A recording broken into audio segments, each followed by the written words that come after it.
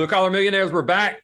We got Jonathan Fodera, the man on finance and where to access your money. Last week, we talked about cash advances, when to use them, what not to use them, the pros and the cons. If you missed it, go back to last Thursday, search Jonathan Fodera's name. It'll pop up. Today, though, we're going to talk about if you've taken a cash advance when you should not have, or through the wrong financial person and institute, what tools you have available to dig you out of this mess. So Jonathan, let us know how to get out of the ditch if we've took wrong advice. You got it. So I'm going to show and break down what programs are out there that exist that can help you get out of the cash advance world. So first off, most of those programs, you want to focus on your credit, both personal and business credit. So the stronger your credit is, the easier it's going to be to maneuver. Also, asset heavy businesses are going to be easier to maneuver. Anybody that has contracts or work agreements are going to be easier to work with. Why? Because these are all alternative assets that can be used to leverage actual bankable capital to pay off cash advances. So what does that look like? If you have a piece of equipment or you have a lot of equipment that is paid off and it has value, meaning it's worth $20,000 or more, you can use that as collateral and take out an equipment loan. It's actually called getting a sale lease back. So you're selling it and you're leasing that equipment back. So the equipment's never actually changing hands, but all you're doing is using it as collateral to get financing. And typically you'll get anywhere from, let's say, a 2 to 3 year term with monthly payments when you use your equipment as collateral. So what does that do? Well, now you have monthly payments and an interest rate, as opposed to having daily payments and a factor rate. Okay. What's the difference between a factor rate and an interest rate?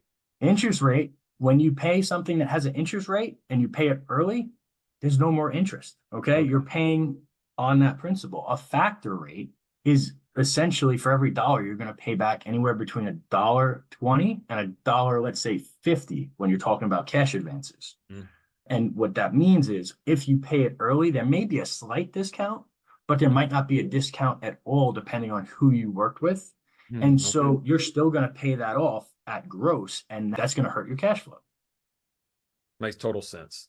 Yeah. So asset-backed lending. So you have equipment, that's one way to unwind it. I'll tell you a quick story. We just helped somebody. They had a rapid response ambulance business. She had 5 cash advances and she had great credit and tons of assets.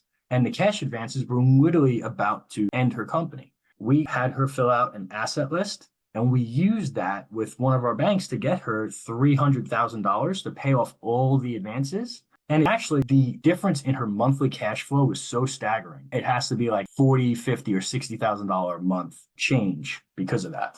What was her reasoning behind going after the multiple cash advances at that, compared to thinking, I guess she thought only you can finance new equipment? Brother, I don't know, because she didn't get those from us. That's one of those ones that we picked up secondary. Like, this does not look good. And the problem is a lot of people misrepresent what it is. I've seen people say, oh, having a cash advance will help you build your business credit. It's not going to help you build your business credit. All you're doing is establishing a relationship with this underwriter. He's not reporting it anywhere unless you miss a payment. Okay. Let's look into some other ways to get out of this. You mentioned contracts. Yes. Okay. So what does that mean? That was a tool to dig out. Absolutely. Work contracts and AR. So if you are a commercial construction and you have work contracts, you can use those work contracts to get money to start the job or to pay off some of these advances. I'm going to lump this in because that's actually project financing, but I'm also going to lump it in with invoice factoring, because in order to set up invoice factoring, there can't really be any other UCCs. So if someone were to have, let's say, $300,000 in AR, and they have 2 cash advances that add up to $150,000. If they want to set up factoring, what we can do is we can use the $300,000 in AR, pay off the advances, so there's no more daily payments, and then collect it back from the clients. And now they have invoice factoring established. They're out of the cash advances, and that business is going to run much, much better, much healthier, much cleaner. Does that make sense? Yeah. You mentioned this last Thursday and on this call, UCC filing. What is that? UCC is just a lien against receivables, or it could be an all asset blanket lien. So anytime you transact, you have to file certain things with the state. It's always that UCC filing. Another little tidbit, guys, is as you're growing your company, if you do have a line of credit, or if you do equipment financing, or if you did take some advances, always, like, once a year, it's best practice to look up and see if there's any liens against the business, because you may have paid those off entirely and that finance company hasn't removed that lien. And it's best practice to have it removed, because if you go to sell your company or you go to get financing, that's going to come up and it's just going to be a little hindrance. How do you find out if those are still existing? Is there something we can do ourselves, or do we have to reach out to someone like you? I have to get back to you on that. I know I can pull it. I'm not Okay, sure. just if the reach out to general you public- then. Yeah, Just reach out to you. Yeah. there you We go. need to be talking to you anyway, multiple times a year, because I've heard you say it, dig the well before you're thirsty. Absolutely. When you've got your best months, when money's sitting in the account, when money's rolling through AR, and it's at the you've got your highest sales time, make sure that's when you're trying to get your financing, because you look the strongest. And even if you don't need it, it's there and available. And have it set up. Okay, so we got equipment that can dig us out, if we've got equity in equipment. If we've got contracts and receivables, then we can sit there and use that in a couple of different types of products that you have available to dig us out. The whole point is what you're trying to do is consolidate debt, in the sense of, let's pay off this high interest, killing your cash flow product into a more amortized, lower interest product, if you have those type of resources. If you don't, then maybe that was why you needed the cash advance. But let's make sure the cash advance is being probably managed correctly.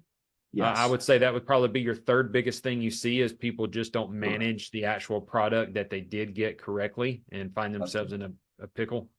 Absolutely. And I'll tell you this, the other two, right? The other two programs, term loan or SBA loan, and they're going to go off of credit and income. Okay. Right. And so all of these programs that are out there are better, usually, or 99% of the time, than a cash advance. Okay. And here's one other thing that they will never tell you when you take a cash advance. It is much harder to get a line of credit if you have a cash advance, because they have that UCC there. And the other thing is, they're always going to ask, well, Chris, I see you have 800 credit, 7 years in business. Dude, you're a rock star. And then they see a cash advance. Why would Chris take this? What am I missing? Is there something underneath the surface that I don't know, or we are missing, because Chris should never have a cash advance? It's the stamp of, I'm in trouble, I had to go get something that's high risk. And people don't think about that. That's the truth. I have somebody that has 4 advances. Okay. 4 advances. And he did it to build out a different business.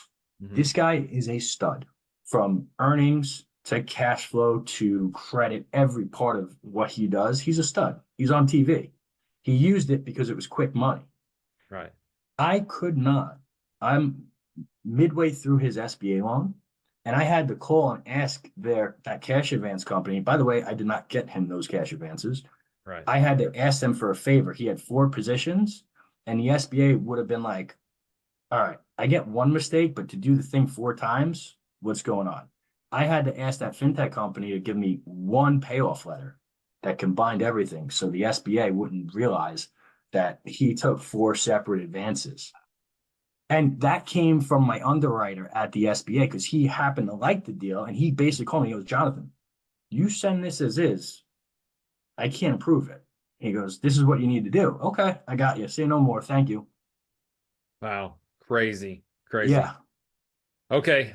Is that good enough on this subject?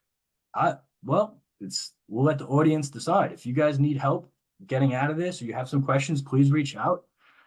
And I will do the best I can to at least point you in the right direction, if not fix it myself. Gotcha. Okay.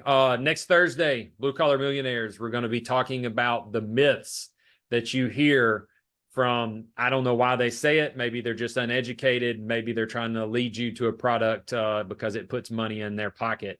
But Jonathan's going to talk to you about the truth behind the myths.